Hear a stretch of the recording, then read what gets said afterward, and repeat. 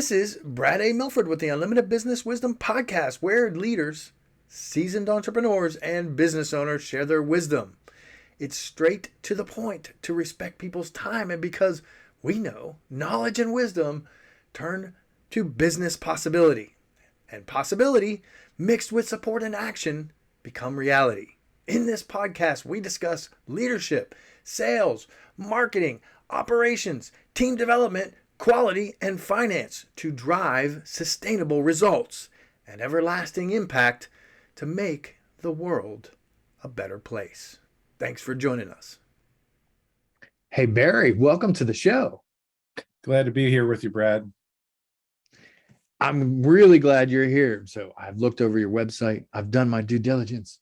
I see some fascinating things. And then there's even some more. So I was really enjoying our conversation that we just had prior to this. And I am ready to dive in with you. I'm excited that you're here. In a few sentences, Barry, can you share with the audience, people watching and listening, a little bit about who you are and what you do? Sure. I started out in law school because I had a big mouth and didn't know what to do. And people said, how about lawyer? I did not finish. It was not a good fit.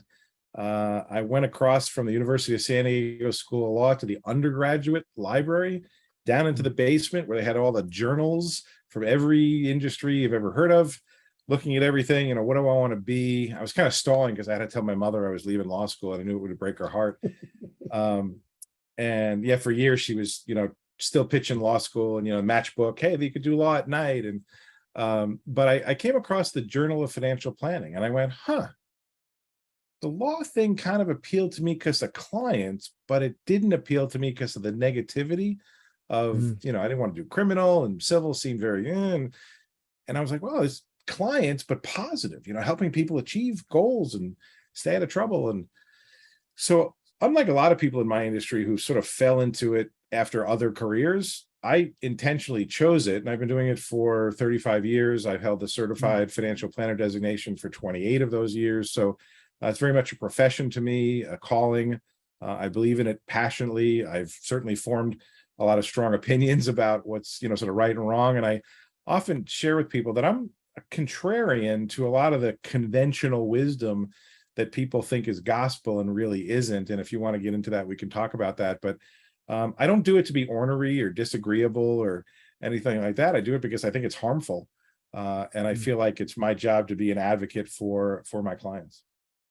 Well, I love that. I love the advocate thing. And I love the story about the lawyer. I really truly relate to that too. So I understand how difficult that was because that's what I heard growing up all the time too. And right, like, you should be a lawyer, you should be a lawyer, you should be a lawyer. They kind of drilled into our heads at some point, right? And right. Good for you for toughest phone call ever. I bet, but good for you for taking the plunge. And now having been in the industry for 35 years, that's fantastic. I celebrate you for that as well, the longevity and the loyalty that's required for that in today's day. That's quite rare. So I love the contrarian thing. And I'm very eager. So stick with us, everybody listening and watching, because we're going to dive into those a little bit here in just a moment or two. Barry, what's the best thing about being a business?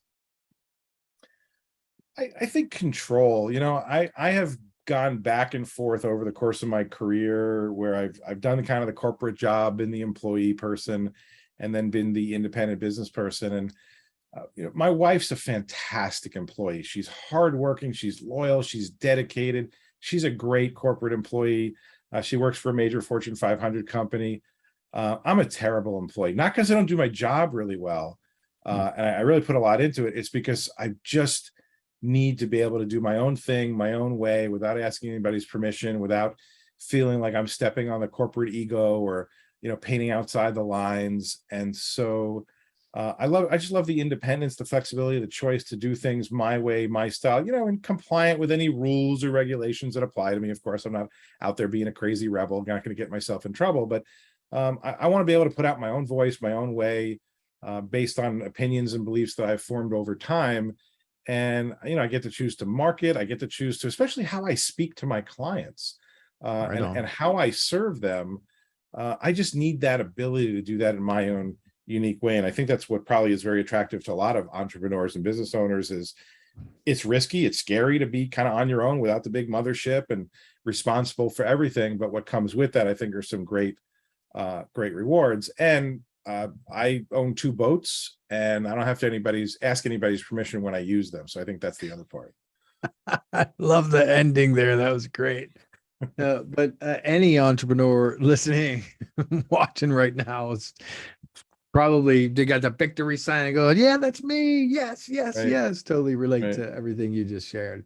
I mean, you said that very eloquently too. It's about freedom. It's about control. It's about us being able to express our voices in a particular way and not have to work on somebody else's timeline. Well said. And yes, I too like want to jump out of my chair right now and go, yes, that's me. It's like, you go, girl. Whatever the guy version of it. Exactly. No, that's great. Thank you so much. This is my favorite question. I love asking this of, what just a wide range of different businesses and different people. And it's funny because it seems to be always true. So even when I started this years ago, we hear from other businesses, and it is so true. When people first listen to the podcast, they're like, what? But we hear from other businesses they're getting so much business. People who are truly dedicated and they dive in and they've been doing it for a while, like they get so much business that sometimes the chaos causes some overwhelm, some feelings of overwhelm. Would you be willing to share your thoughts on that, Barry? It is very easy to get overwhelmed, especially when you are dedicated to providing a quality result and experience, right? Because a Mm, quality experience is purposeful, it's intentional, it's not quick, it's not usually one and done. It usually has a process associated with it. And I really believe that I would say just about every business, if you ask them, I love referrals. Well, mm, I would say that I love introductions. See, to me, a referral is a name and a number. And honestly, nobody wants to be called out of the blue. mm. Hey, so and so gave me your name and number. Really gonna have to go talk to so and so. But if that person says to the other person, hey, I'm working with someone and the experience was so positive, it was so beneficial that I really thought this could be something you could benefit from. Well, that's I think really what a business wants. And in order to get that, I'm always very conscious about what is the experience for the person, not just in terms of the outcome of the work we're doing together, but how are they feeling about it and themselves and me along the way, such that they want to tell other people about it. And I've never believed that a referral or an introduction is my reward. I see so many people say, well, the best compliment you can give my business is a referral, or I get compensated in several ways. One of them is your referrals. I think that's just so cheesy and high pressure. To me, especially in the work I do, because my work, I think, impacts people's lives in a very significant, often multi-decade, multi-generational way. Mhm. To me, I'm giving my client the ability to give their friend, family, colleague, people they know and love and care about, a gift, and that's the gift of financial security. And I'm just a conduit of that. Does my business benefit from that? Of course. But I want my client to see that they're having an impact on the people they care about, because that's all they care about. They don't really care about me, and that's okay. I accept that. I provide a service. But there's very few things that you can do for someone else that would have as much benefit as making sure they're in a position to avoid financial loss and achieve financial success. That's a pretty big gift. And so that's kind of how I position it. It's not about me, it's about them. And I to love that. kind of close the loop on your overwhelm, I therefore think that one of the best ways to run your business is to serve your ideal client, so that you're then introduced to your ideal client, and then you're working with people that don't overwhelm you because they respect you, they appreciate you, they're reasonable in their time expectations. And it's not like I'm trying to help everybody. I'd rather just help the clients of my client, the friends of my clients, and have them become clients, and keep that kind of narrow. That's great. I love a lot of what you just shared. A couple of things really stood out to me. The distinction between intro and referral. I'm really glad you brought that up because I think the term referral is thrown around a lot, but the way you described is very different. And so that's something very important to me. And I think it would be to any listener, if you're really paying attention right now, it's not about referrals. The name and number thing, I don't ever do that. And I really never thought about it, to be honest. But in today's day, but I do a lot of introductions. There's a great thing about having a podcast, right? And be able to do this kind of thing here.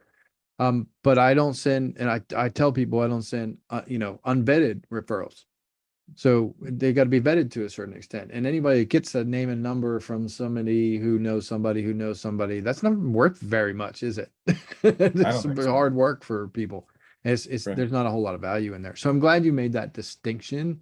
Those have been in business for a while, seasoned like yourself. We know those. But if you're newer in business, be careful about how you're tossing that around because your name is attached to those referrals.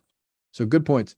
And Can I just give you a little example that I think might bring the point home please, I even love more an sharply? illustration. Or So I have a client who's the owner of a very, very successful services company in the HVAC, heating, ventilation, air conditioning space. Very successful. His CFO is a very sharp cookie, very sharp. And they run a great business. And there are some things going on in their business that basically, because of my work with him, she reached out and said, can you help me with X, Y, and Z? And she's so appreciative and respectful and courteous and compliant and does what, her side of the homework equation. And I actually never asked him for that or, but I think when you're talking about big financial actions, big financial decisions, and you're asking someone else to come into that world that, money is very private for people, I think there just has to be a really high level of trust. And I don't think you can force create trust. I think it's people are always watching you, how you act, how you perform, how you function. I can't help myself when I observe other businesses, look at their process. And my wife is always like, could you please stop and shut up talking about this? But there are businesses that are so poorly executed in their process and their client experience or their customer experience. And I think we know a few of those probably in our own lives. And yet the hurdle is so low that if you just take one step up and you'd step over the bar, you'd blow people away. I'll give you a great example. I had two very different service experiences in my home. Just unlucky me, I had a new air conditioning system put in. I had a new water heater system put in. The water heater guy arrives grumpy, surly, doesn't introduce himself. My water heater's in a place where he has to pass over some really nice carpet in the house. And I made could you please protect it? Sure enough, he barely did anything and got rusty water on the carpet. And it was a big to-do. And I asked him some questions about functionality because we added some new features to it. And it couldn't be bothered. The other guy shows up, got the booties on, hands me his business card, introduces, he's friendly, he's nice, he answers my questions with enthusiasm, explains everything in an enthusiastic way. I actually asked him, hey, is there a way I can give you like a Google review or something? I've just had such a positive experience. Well, I've rarely done that, but I felt like I have to really compliment this person's actions. And I did do that. And so I think it's not just about providing the service. It's not about, I could make food at home, right? I go to a restaurant to have the experience. So I don't feel obligated to do some big tip just because you brought me a meal. It's the experience that I have because I'm at the restaurant, and how interesting or dynamic is that waiter or waitress. I think they can control their tip by how they interact rather than just taking a food order and slapping it down on your table. So probably a little bit more detail than you needed, but I think people listening, I'm so conscious of the experience people have. And if I see any part of my process that either I control or I have other entities involved in, attorneys or CPAs or other things, I talk to them about the experience my client's going to have interacting with you guys and what's that going to be about, so that I know my client's going to have a positive experience all the way through. I love it. I literally, you took the other two things that jumped out from your statement before. There were three things: the distinction between intro and referral, actually doing intro, and then I wrote down experience and service. And you just illustrated those very well. But that is exactly what jumped out at me, because that is what business is all about. And I love what you said about, sometimes it's just the simple little things, and great illustrations, Barry. I really appreciate that. There's Sure. literally allow people to be able to visualize what we're talking about here, which is really powerful. So thank you. Appreciate that. Let's dive into these other couple questions, and we're going to dive into some deep stuff here. Okay. So, question number 4, really important. What other successful business owners, like yourself, of course, Barry, ought to be on the Unlimited Wisdom podcast?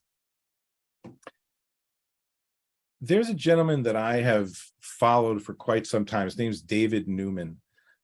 He, I think, started out as he's coached speakers and consultants and solopreneurs, and I love him. I'm originally from New York. A little my accent probably slips in there once in a while. He's from Philadelphia. We're very kindred spirits. We're kind of direct speakers, direct talkers, bottom line kind of people. Don't allow not too much smoke and mirrors and BS and things like that.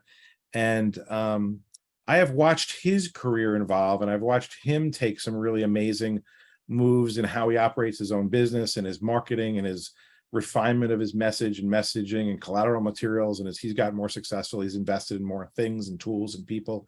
And I think he provides a lot of value because I think he cuts through a lot of the noise in that space. So I think that might be a good person to talk to. I love it. Do you believe in threes? That's the 3rd time I've heard that person's name now. Oh, wow. So I'm Great. going to make it a point to reach out to I'd be David. happy to make the introduction. Nice. That's great. I love it. This is great. This is wonderful. All right, let's get to the crux of this, right? So you specialize in, well, you have a lot of seasoned business, but you specialize in a thing. And I literally have looked at your website and checked out and done a little bit of due diligence, and I really like what I see. What's the one piece of advice that you would share with other business owners? I realize that may be challenging, but what's something really important that you think other entrepreneurs need to know? In both sides of the business, both working with individuals, families, and business owners who are really just individuals and families who earn their money a little bit different than the W-2 paycheck person, right? It's just a different way your business is structured. I think there are really two very fundamental, very core aspects to being financially successful. It's number one, and again, it applies to individuals and businesses. I think number one, avoid financial loss, prevent the preventable. And this can be as simple as you'll see so much TV advertising around, save money on your auto insurance. That's not the objective. The objective of auto insurance is to keep your assets from being sucked away in a lawsuit because you caused a multi-car, multi-injury accident and you were sued for $2 million. So your cheapo, I won't mention names, 800 number, cartoon character, auto insurance for minimum numbers, minimum limits to keep your premiums lower by a few dollars ends up potentially exposing you to lifelong financial devastation as 25% of your wages gets garnished for the rest of your life to satisfy a multi-million-dollar judgment.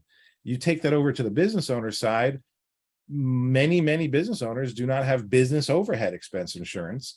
And so they can't make rent, they can't make payroll, they can't deal with vendor obligations for a short-term hiccup in their business, and they end up going bankrupt overnight because they don't have an emergency fund associated with the business, they don't have business overhead expense insurance, things like that, liability insurance of a sufficient nature. So preventing the preventable, clearly identifiable losses where we could suffer big multi-decade backsteps in wealth and assets and future wages and income. The other side of it is when it comes to achieving financial success, I think it's about being very clear on the goals and having a plan, implementing the plan, sticking to the plan, and not necessarily following conventional wisdom. And I see this over and over and over again with things that are just treated as gospel when they're absolutely not. I see it in now where people are suffering needless losses in their investment accounts, their retirement accounts. I see it people who are having their retirements wiped out needlessly. So for example, the tools that you would use in a retirement accumulation strategy, completely different than what you would do in a retirement income distribution strategy. Sure. On the business owner side, again, kind of the preventing the preventable and also creating intentional outcomes. big, huge blind spot, big, huge missing piece for a lot of, entrepreneurs and business owners who are busy running their business is they don't have what's called a buy-sell agreement. And a buy-sell agreement is what allows your business to be bought and sold with a predetermined formula, with a predetermined valuation, a business valuation method. And whether this is the succession planning where you want to go to and stay within your family, to your children, for example, or you want a valued partner or key employee, or even a respected competitor. If I'm a dentist and I have a practice and I want my patients to go to Dr. Joe, if I'm not able to continue my practice, I might want to give him a first right of refusal to buy my practice. If you don't have these things in place, if let's say you're in a partnership and one of the partners dies, now you're in business with the partner's spouse and they're not qualified to run the business, or the spouse is like, hey, I need the economic value of that business. Let's sell it. And now your business is gone because, she or he need that sale. And so, there's things that can happen to business owners: death, illness, injury, bankruptcy, divorce. I want to get out or I have to get out, right? I'm done, or I'm done with you, right? Like I don't want to work or I don't want to work with you. But these all can be built into an agreement. And what will happen so that you don't have disputes with spouses, you don't have conflicts with families, you don't have conflicts within families or conflicts amongst partners. And this all can be spelled out. There's all kinds of cool stuff you can do within that space to create the funding. So we call it a funded buy-sell agreement. So there's resources available to facilitate these transactions. I would say that would be the number one blind spot for most businesses. And the corollary to it is being just way too vague about having this asset that for many it is their core asset, is the bulk of their net worth. And the extent of the planning is, yeah, someday I might transfer it to my kid, or someday I might sell it. And like, that's it. That's the extent of the planning. And they haven't, for example, established, well, within my space, within my field, there's a multiple, right? I would sell my business for a multiple of, say, my cash flow or earnings. Well, there's a range within that, right? Are you at the low end of the range or the high end of the range? And I know, Brad, you'll appreciate this. A big determinant of that: systems, processes, customer lists, service contracts, renewable income, goodwill, right? Identifiable, tangible things. But I just work with a business owner who's actually able to sell his business for like 15 times earnings because they have a spectacular set of processes. Somebody else might only be able to do 6. And so what we want to do is run the business, even if you're decades from selling, run the business as if you were going to sell it tomorrow. And keep getting better and better at that to drive your EBITDA, your earnings before interest, taxes, depreciation. Make sure that you're running the business as if you were going to sell it, so that someday, if you want to or have to, you can get maximum value for it, for yourself, for your retirement, or for your family. You asked me to pick one. That's the one. You delivered so much in a short amount of time. I'm really impressed.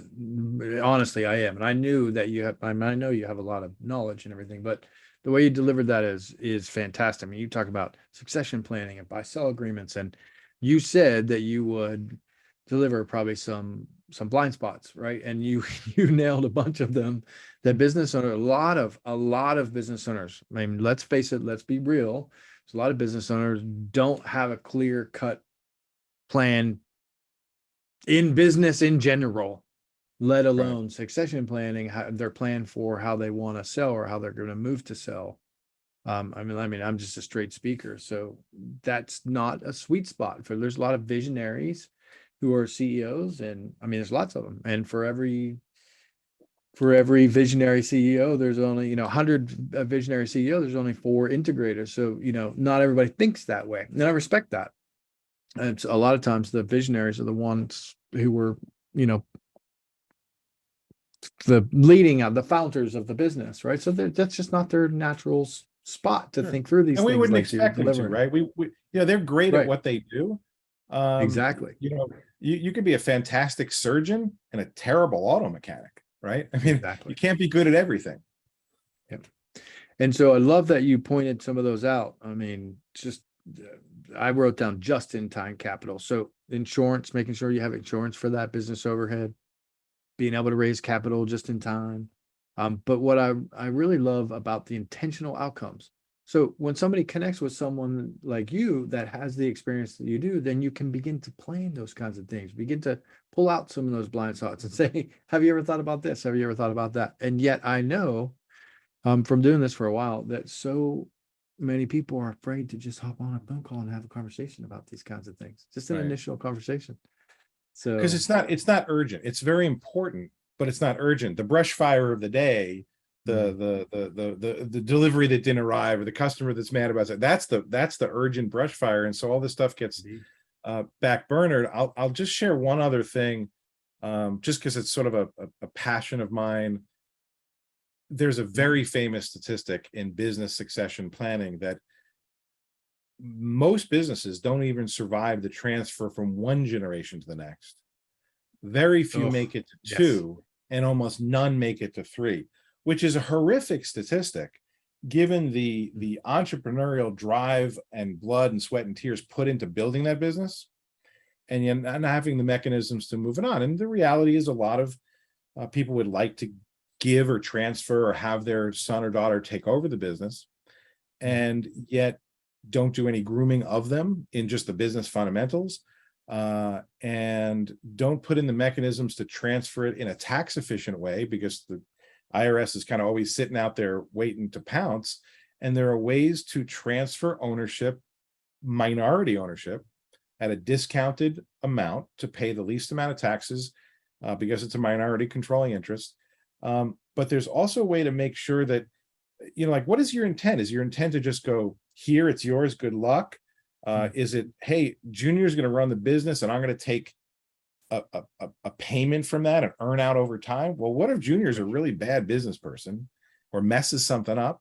Is your income now shot? Is it, hey, I'm going to actually transfer ownership and just take a dividend payment from him or her? What if it's unequal? What if Sally has the business acumen, daughter Sally, and son Steve is like, not so much?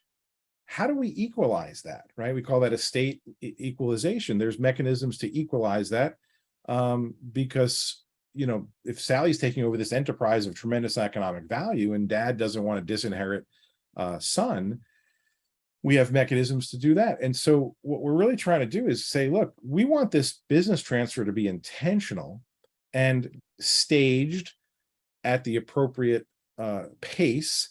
So maybe they start on, in the mailroom or the shop floor, and work their way up. How are you grooming them in all the various positions to really understand the business? And yet, as a successor, a friend of mine, actually, I was interviewed on his podcast, Jonathan Goldhill. He wrote a book called The Disruptive Successor. It's a fantastic book that really dives into what I'm talking about, and how a successor actually can bring a positive spin on it, right? New perspective, more modern, more technology, open to new ideas, not so stuck in the way I've always been doing this since 1956. And so, and maybe bringing that adult child in just breathes some fresh life into the business now, and gives them a chance to decide if they really like enjoying running the business, right? And if that new successor, that future successor, enhances the economic value of the business, that's good for dad and that's good for Junior, right? Because eventually he'll inherit a more valuable business. And so I love this part of the business. I love this part of the planning field. It's essentially called succession planning and exit planning and such, but I think it even takes a step back earlier into like kind of this integration of the next generation. And are we doing this intentionally? So your grandchildren might be running the gigantic enterprise that you started in a storefront, 40 years ago. So I think, again, I'm just more trying to get your listeners to maybe have their creative thinking juices start to spin rather than just, I'm not really spewing advice here. Yeah, I love it. No, I love that train of thought. I've actually had multiple conversations recently about how businesses, when they're transferred from father to son, how most of those hit demise very quickly. I've seen it so often. I imagine you have too, but you can help prevent that kind of thing. So again, it goes back to that prevent the preventable. All of these situations are foreseeable, identifiable, and addressable. None of these are where you just kind of have to take it and deal with it. I love that. That was a great line, very powerful line there. Prevent the preventable. So, Barry, I appreciate that. I know that you and I can talk business. We could be here for hours and hours and hours. I just know it. I feel it. I can tell. I mean, I can tell how passionate you are about what you do. And I celebrate you for that. And I know you took a chunk out of your day, to be here and to be able to serve people.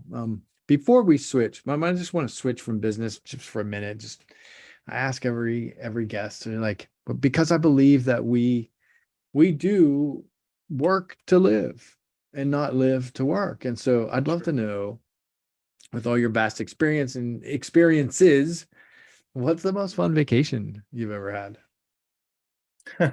If you're listening to this, you don't see the fact that I'm the background I have is a tropical beach with breezes blowing the palm tree and waves coming into the shore. I'm a water guy. Looks like Aruba. Yeah, I have 2 different boats. I really like to be on the water. I've had a lot of the great tropical vacations, like the British Virgin Islands and St. Thomas and Jamaica, all those kinds of places. But the place that dropped my jaw, just couldn't even believe it, was we got to go on a Mediterranean cruise, and before the cruise was Rome, which was crazy. Taxi drivers in Rome are insane. The lines are irrelevant. They don't care. But after it, when we got off the cruise, we took a train to Lake Como. And I think people know Lake Como because of George Clooney. He's got a pretty fancy spread there in Lake Como in Italy. And I remember when I booked the trip, I booked it at location A, and then there was location B. And I'm standing there. Location A was a former monastery, and the rooms were up the hill, like a little train call you up.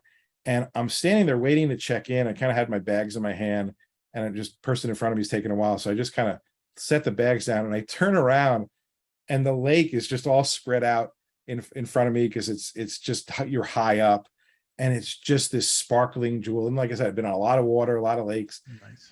But it was so incredibly beautiful that I literally called the next place and canceled. So I don't need to leave. I'm good. And we spent the next week on their various ferry systems, going to all these old castles, and there was just so much history there. And it was just so amazing to be in a place that I never, I didn't grow up. My family had no money at all. I never went anywhere, never traveled anywhere. And I just remember just feeling so fortunate to be in just this spectacular setting and experiencing this. And the funniest moment from that trip, I'll just wrap it up with this, is the first time we walked up to the ferry fare booth, where they do tickets. And the woman said that you can have like one fare to one location is on the lake, or like an everywhere all day pass. And before I could even speak, my wife said, "He'll take the all day pass." I mean, she knew what the answer was going to be. And just that old world charm. And it was just a really special place. If you ever get a chance to go there, I would really recommend it. I love it. You're taking me back to my days in Sicily and Italy. And so great. Italy was amazing. Yeah. I love how you delivered that too. So now it's got to go on my bucket list, Barry. Thanks. Sure. Yeah. Say hi to George if you're over there. Will do. Again, I want to thank you. This has been great. You delivered a lot of value. I can tell how much you care about your clients and what you do for them. I mean, that just emanated from you. So I appreciate you. I celebrate you for that. Thank you. When somebody watches this, they listen to it and they're like, yeah, I can tell Barry knows his stuff. And, he struck me. I know I need some of that stuff, and they want to reach out to you. What's the best way for them to reach out to you, Barry? Sure. The name of my company is WealthDefense Financial Advisors. I think that probably came through, that I'm kind of the defender, kind of put a moat around your money in the castle and all that kind of stuff. So WealthDefenseGroup.com. There's a little form on there with about, 10 or 12 areas of planning. One of them includes business planning and business succession planning. If you want to dig into that topic a little more without, me bugging you at all, if you go to wealthdefensegroup.com /Bobs, like the guy's name with an S, That's business owner blind spots. I'm very sophisticated. So Nice. wealthdefensegroup.com/Bobs. You can kind of take a self-assessment, and there's a box under each question where you can kind of write comments and thoughts and stuff. And I'll get that. And then if you indicate that you want to follow up, we can certainly have a conversation, and it just starts with a conversation and we see where it goes. And if I'm your cup of tea, great. And if I'm not, I'll try and point you to somebody else who is. And as long as I can have an impact on people's lives, I'm happy. I love that. I love that. And you've represented that throughout the whole entire podcast. So again, thank you very much. I encourage people, we'll have the link down below, fill out the information and reach out and have a conversation. Don't be scared. That's really what moves things forward. I'm not I scared. encourage you, when you watch and you listen, go ahead and reach out to Barry and let him know you just want to have a conversation. Barry, thank you much for being on. I appreciate you. I celebrate you and your investment of time today. So thank you. My pleasure, Brad. I appreciate your enthusiasm about what I talked about. I really enjoyed the time. This is Brad A. Milford with the Unlimited Business Wisdom Podcast, where leaders, seasoned entrepreneurs, and business owners share their wisdom. If you're looking for more on leadership, sales, marketing, or operations to drive team development, higher quality, and high-level sustainable profits, we encourage you to join the Built for Brilliance community on Facebook or reach out to us about one of our mastermind groups, coaching or consulting, or even fractional COO services. You can reach us at buildbrilliance.net/contact. We thank you for listening, for sharing the show, and appreciate your rating and reviews, as this makes more shows possible. Thanks for joining us.